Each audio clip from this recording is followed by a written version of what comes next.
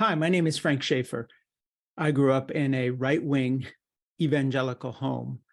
My father, Francis Schaefer, became a leader in the evangelical right-wing movement that then morphed into today's Republican Party and the Christian nationalist, mostly white Christian nationalist movement. That movement has in part been led by Ginny Thomas, the activist Christian nationalist wife of Supreme Court Justice Clarence Thomas. The two of them together have moved the court in a rightward direction to the point where some people regard them as a kind of Christian fascist pair moving our country toward theocracy, in which they are taking a lead, whether it's depriving women of the right to choose, making war on gay and trans people. But now we've come to a new stage where it has become clear that Justice Thomas is corrupt in addition to being wrong in terms of his politics. He already is a shill of the far right and not a Supreme Court justice in the traditional sense of the word.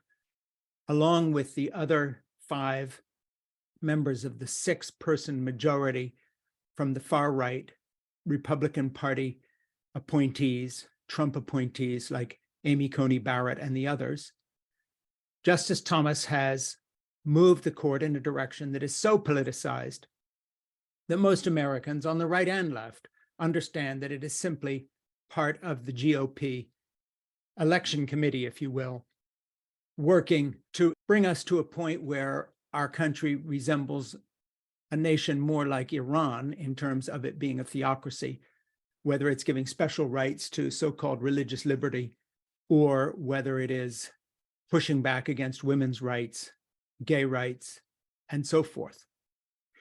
In addition to that, though, Clarence Thomas is now self-evidently a criminal, a compromised, corrupt official that resembles what we think of when we think of underdeveloped, what used to be called third world nations, where some oligarch or dictator stays in power for a lifetime, has his or her opponents put away, etc.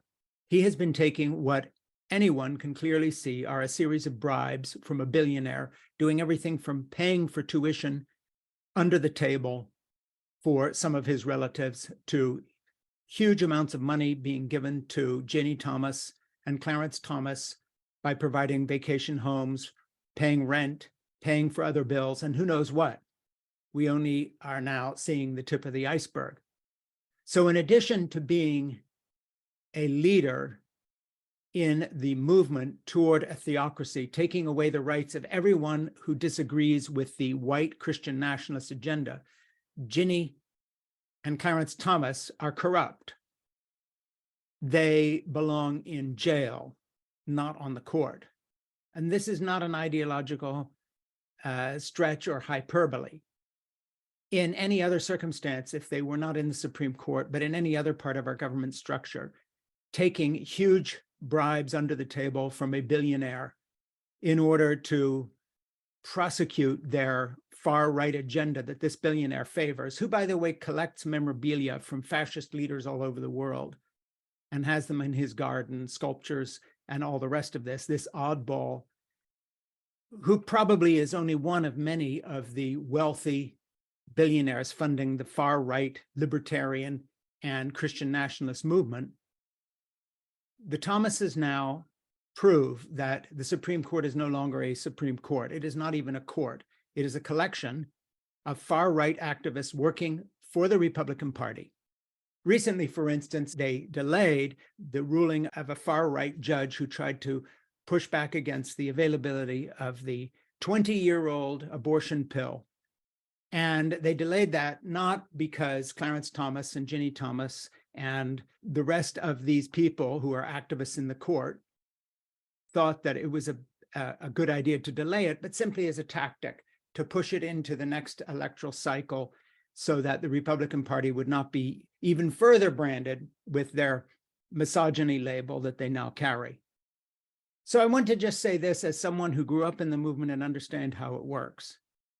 These folks, like the pastors of the mega churches that were supporting Donald Trump and made him president, just as they were no longer pastors ministering to their flock, but partisan political activists using their tax-deductible status to forward the far right in the Republican Party that is totally now dominating the Republican Party, has turned it into a neo-fascist party.